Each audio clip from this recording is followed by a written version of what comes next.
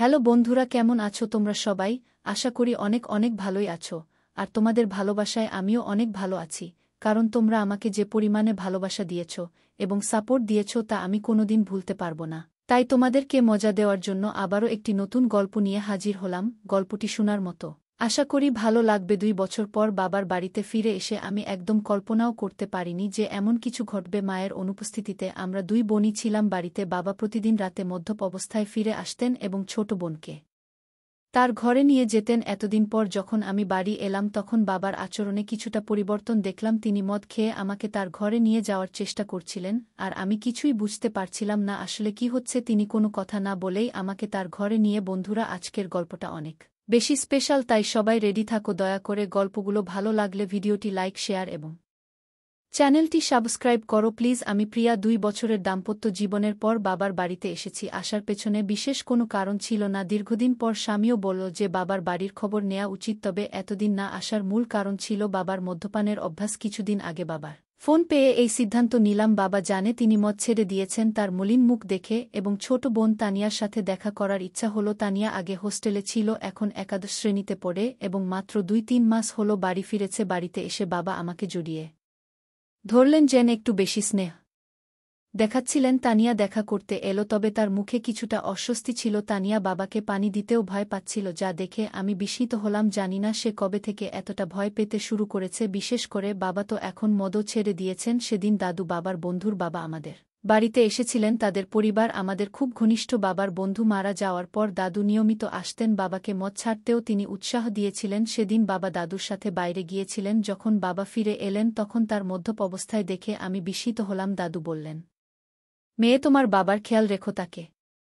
কতবার বলেছি মদ ছেড়ে দিতে, কিন্তু আজ সে মদ্যপানের কারণ হিসেবে বলল যে তার মেয়ে 2 বছর পর বাড়ি এসেছে। আসলেই তোমার বাবা খুব জটিল মানুষ। আমি যখন বাবাকে তার ঘরে পৌঁছে দিতে যাচ্ছিলাম তখন তিনি আমাকে এমনভাবে ধরে রাখলেন যেন আমি তার স্ত্রী। পরের দিন সকালে শ্বশুরবাড়ি ফেরার জন্য প্রস্তুত হলে বাবা আমাকে থামিয়ে বললেন, কোথায় যাচ্ছ? এসেছ তো মাত্র একদিন হয়েছে। আমি জবাব দিলাম, আপনি যদি মদ না ছাড়েন তাহলে আমি আর এখানে থাকব না। তানিয়াকে কেউ নিয়ে যাচ্ছি। আমার কথায় বাবা বিচলিত হয়ে পড়লেন। তানিয়া বাবার সৎ মেয়ে হলেও তিনি তাকে নিজের মেয়ের মতোই দেখেছেন। মায়ের মৃত্যুর পর বাবার দ্বিতীয় বিয়েতে তানিয়া আমাদের জীবনে আসে। আমি তানিয়াকে সবসময় নিজের ছোট বোনের মতোই ভালোবেসেছি। বাবার প্রতিশ্রুতি অনুযায়ী আমি আরও কিছুদিন থাকার সিদ্ধান্ত নিলাম। 1-2 দিন পর আমি তানিয়াকে নিয়ে বাজারে গেলাম। তার জন্য অনেক সুন্দর পোশাক এবং মেকআপের সামগ্রী কিনলাম। বাড়ি ফিরে আমি তানিয়াকে বললাম, নতুন পোশাকগুলো পরে দেখতে। একটি পোশাক তাকে বিশেষ সুন্দর লাগছিল। আমি তাকে সাজতে বললাম, আর নতুন পোশাকে সে অপূর্ব লাগছিল। তার এই রূপের কিছু ছবি মোবাইলে তুলছিলাম। ঠিক তখনই বাবা বাড়ি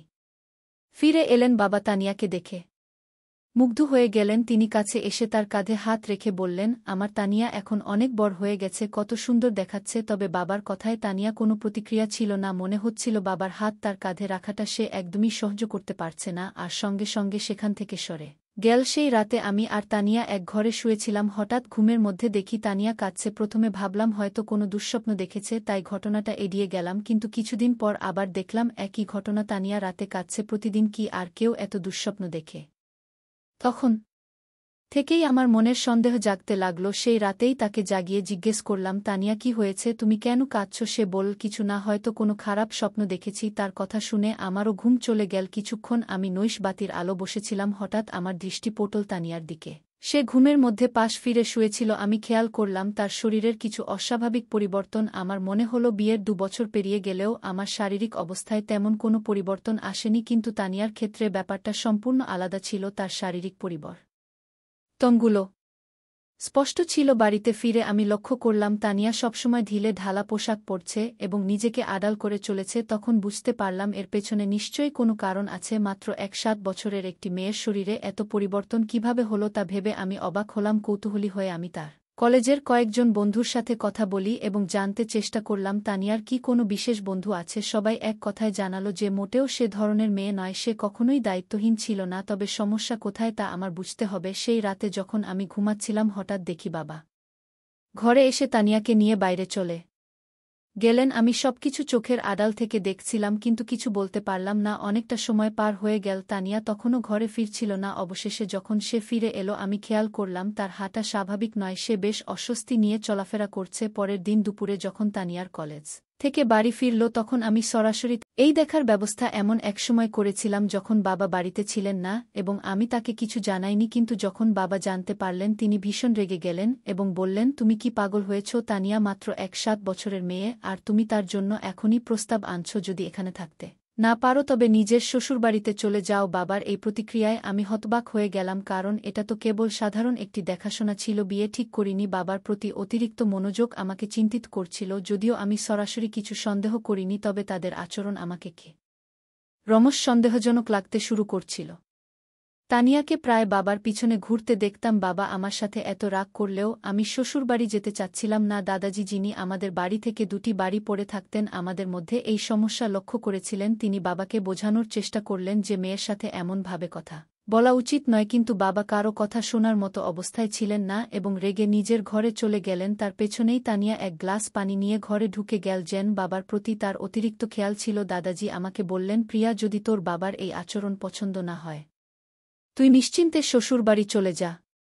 আমি এখানে দুজনেরই খেয়াল রাখব, কোনো চিন্তা করিস না। দাদাজি খুব দায়িত্বশীল মানুষ ছিলেন এবং সবসময় আমাদের বাড়ির খেয়াল রাখতেন। 2 দিন পর আমি শ্বশুরবাড়ি চলে গেলাম। সেখানে পৌঁছে দেখি আমার ননদ আগে থেকেই এসেছে। সে বলল, প্রিয়া, আমি তোকে শুধু একটা পরামর্শই দিয়েছিলাম। ওই পরিবার থেকে আমার কাছে ফোন এসেছিল। তিনি বললেন, তোমার বোন সম্পর্কে আমাকে কিছু ভিন্ন কথা বলা হয়েছে। তারা বলেছে মেয়েটি বিয়ের আগেই শরীরের অদ্ভুত পরিবর্তন করেছে। আমার শ্বশুরবাড়িতেও তানিয়ার শারীরিক পরিবর্তন নিয়ে কথা হচ্ছিল। এরপর ননদ আমাকে বললেন, রিয়া, রাগ করো না, তবে এখনও তোমার হাতে সময় আছে। তুমি এখনই ভালো কোনো পরিবারের সাথে তানিয়ার বিয়ের ব্যবস্থা করো, কারণ তার বয়স বাড়লে শরীরের পরিবর্তন আরও বেশি হবে। তখন তার জন্য উপযুক্ত পাত্র খুঁজে পাওয়া কঠিন হয়ে যাবে। নন্দের কথা সত্যিই ছিল। আমি তার কাছ থেকে আরও 4-5টি প্রস্তাবের যোগাযোগ নম্বর নিলাম এবং সরাসরি আমার বাবার বাড়িতে চলে গেলাম। সেখানে গিয়ে বাবাকে স্পষ্ট বললাম, আমি তানিয়ার জন্য সম্পর্ক দেখতে শুরু করেছি। বাবা এতে রেগে গেলেন, কিন্তু আমি তার রাগের পরোয়া করলাম না, কারণ আমি আমার বোনের ভবিষ্যৎ নিয়ে চিন্তিত ছিলাম। বাবা তর্ক করে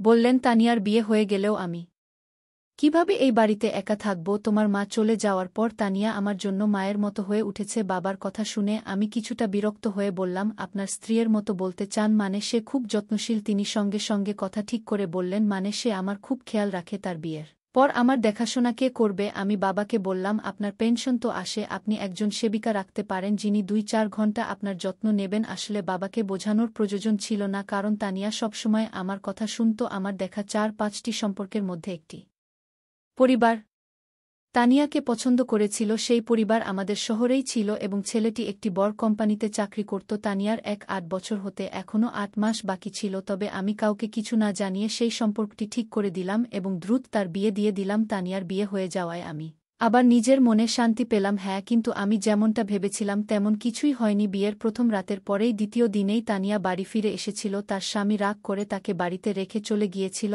আর তানিয়াও কাঁদছিল। আমি তাকে জিজ্ঞাসা করলাম, তানিয়া, মাত্র একদিনেই এমন কি ঘটল শ্বশুরবাড়িতে যে তোমার স্বামী এত রেগে গিয়ে তোমাকে এখানে রেখে দিল? তখন সে বলল, আমি ওর সাথে থাকতে পারবো না। তানিয়া সঠিকভাবে কিছু বলতে চাইছিল না, তাই আমি তার স্বামী ফোন করলাম এবং জিজ্ঞেস করলাম কেন সে তার তানিয়াকে তার বাপের বাড়িতে রেখে দিল। তখন তার স্বামী বলল, তোমার তানিয়া প্রথম রাতেই কিছু অশোভন কথা বলেছে। যখন আমি তার কাছে গিয়েছিলাম সে বলল, আমি তোমার সাথে মানিয়ে নিতে পারবো না, আমি শুধুমাত্র আমার বাবার সাথে অভ্যস্ত। মাত্র 7 বছরের একটি মেয়ে এমন কিছু বলবে তা শুনে আমার কাছে ভূত লেগেছে। এছাড়াও আমরা জেনেছি যে তানিয়া গত কয়েক মাস ধরে তার বাবার সাথে একা বাস করছে। কিন্তু ব্যাপারটা এখানেই শেষ নয়, সে তার আসল বাবা নন। তুমি যেটা ভালো মনে করো সেটা করো। কিন্তু আমি জড়িয়ে ধরে আরও জোরে কাঁদতে শুরু করল। সে বলল, দিদি, আমি কোথাও যেতে চাই না, তুমি বাবাকে নিয়ে যাও। আজ আমি আমার স্বামীকে ভীষণ মিস করছি। তানিয়া হঠাৎ করে তার স্বামীকে কেন এত মনে পড়ছে সেটা আমি বুঝতে পারছিলাম না। আমি তানিয়ার কথা কিছুতেই বুঝতে পারছিলাম না, তাই তাকে ঘরে নিয়ে এলাম। ঘরে এসে সে নিজের ঘরে ঢুকে চুপচাপ হয়ে গেল। তখন আমি বাবাকে বললাম, তানিয়ার শরীর হয়তো ভালো নেই, কাল তাকে নিয়ে বাইরে ঘুরতে যাব।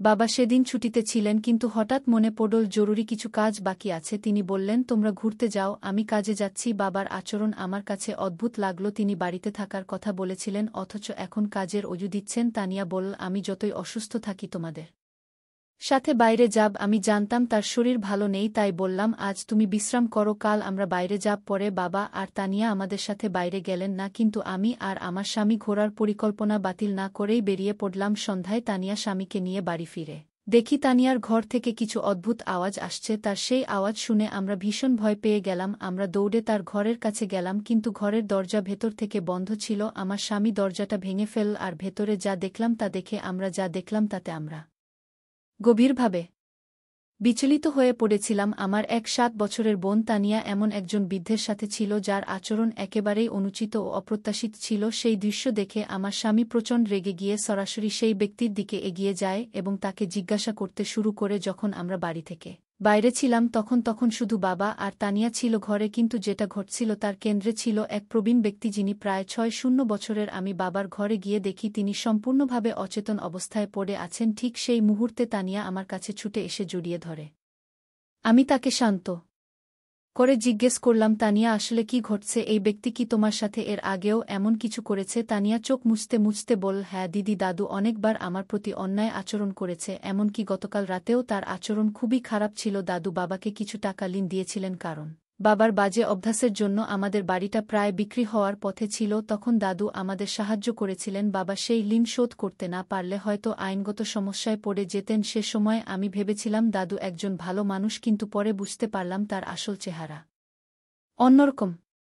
দাদু প্রায়ই বাড়িতে এসে বাবার সাথে মদ খেতেন, আর বাবা ঘুমিয়ে পড়লে আমাকে অত্যাচার করতেন। গতকালও একইভাবে আমাকে হুমকি দিয়ে বললেন, কাউকে বললে বাবাকে জেলে পাঠাবেন। এতদিন এসব সহযোগ করেছি, কিন্তু তোমাকে বলতে পারিনি। তুমি আমাকে সবসময় ভুল বুঝেছ, কখনো পাশে দাঁড়াওনি। বাবাকেও কিছু বলতে পারিনি, কারণ তিনি বারবার মদের মধ্যে ডুবে যেতেন। বাবাও সবসময় আমার সাথে রাগ করতেন, আর আমি কিছুই করতে পারতাম না। বিয়ের পরও সেই বৃদ্ধ লোকটার কথা মনে পড়ত, যা আমাকে কষ্ট দিত। এজন্য রাতে ঘুমের মধ্যে অজান্তেই কিছু বলতাম, কখনো বাবার নামও বেরিয়ে আসত। আমার স্বামীও আমাকে বুঝতে পারেননি। বিয়ের দুদিন পরেই আমাকে বাপের বাড়ি রেখে চলে যান। তানিয়ার কথা শুনে আমার চোখে জল এলো। তার স্বামী ও দুলাভাইও কাঁদছিলেন। আমি তাকে না বুঝেই সবসময় রাগ দেখিয়েছি। বড় বোন হিসেবে আমার দায়িত্ব পালন করিনি। আমি তানিয়ার কাছে ক্ষমা চাইলাম। বাবা যখন সব জানলেন তখন নিজেকে দোষী ভাবতে লাগলেন। মদের নেশায় তিনি আমাদের পরিবারকে বিপদে ফেলেছিলেন। আমি তানিয়াকে কিছুদিন নিজের কাছে রাখলাম। তার মানসিক অবস্থার উন্নতি হল। 8 বছর বয়সে তার স্বামী আবার তাকে বাড়ি নিয়ে গেল। অতীত মেনে নিলেও তানিয়ার সহ্য